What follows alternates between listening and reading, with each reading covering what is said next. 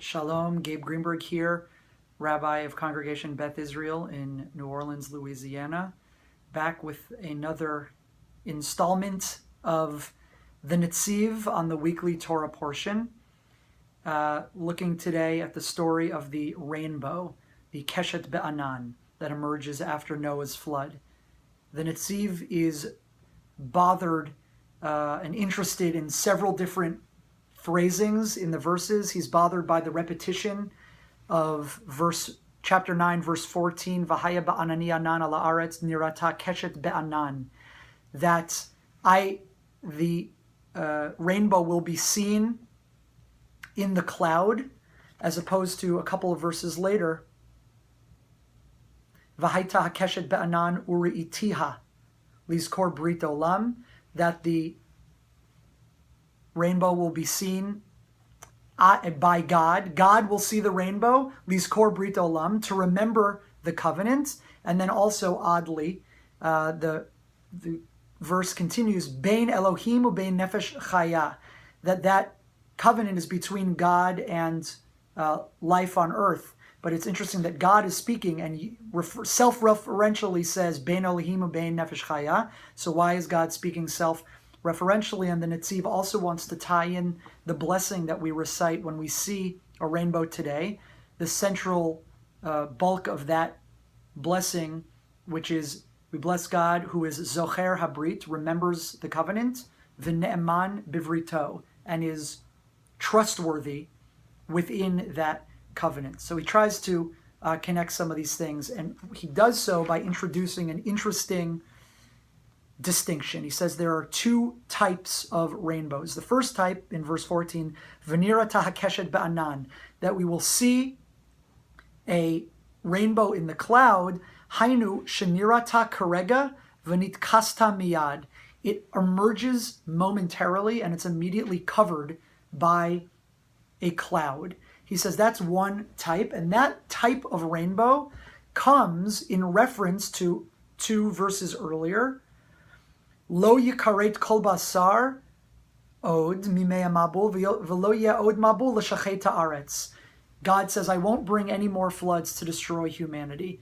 The Netziv says that if you ever see a rainbow momentarily in a cloud, that is a sign that God at that moment wanted, as it were, or perhaps more appropriately the inverse, humans deserved destruction for some reason, and God flashes the rainbow, and it's indicative that we were deserving of destruction, but it won't happen.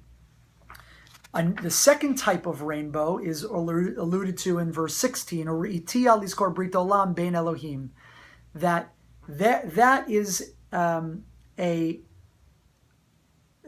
she'asiti lanhiga tevel akiyim ha'olam.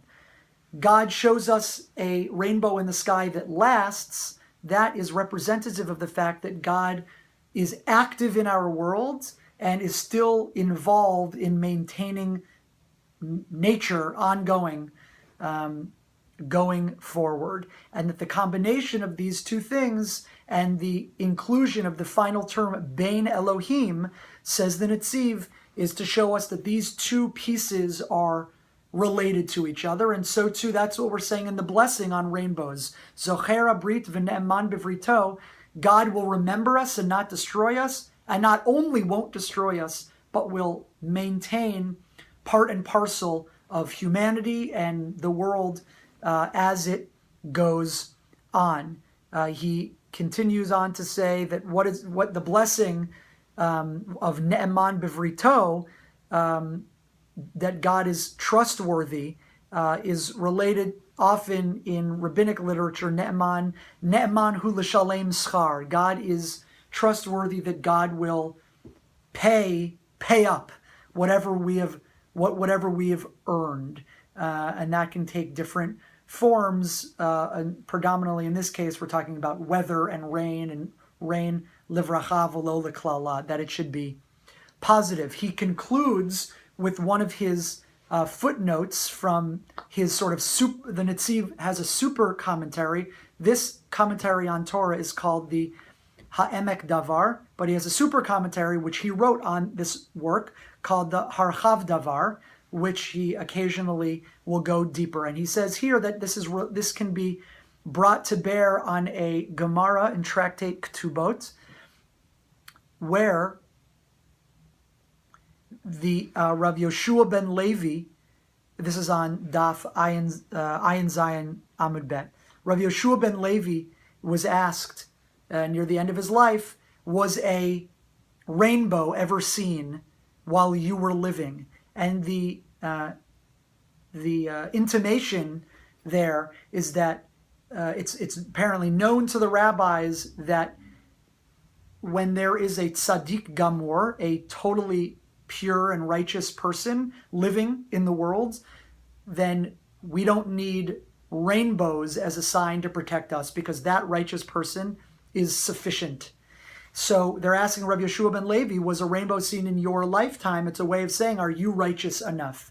The Netziv says, well, that's that's well and good, but the truth is rainbows happen for natural causes, and how could it be that the existence of a righteous person would affect whether there's rainbows? By the way, tangentially related, the Netziv is aware of an argument between Nachmanides and the Ibn Ezra about when were rainbows introduced into our world. Was it during creation, which is what Nachmanides says, or the Ibn Ezra says during the Noach story, and how does it exactly work with nature? So that's an interesting question in and of itself.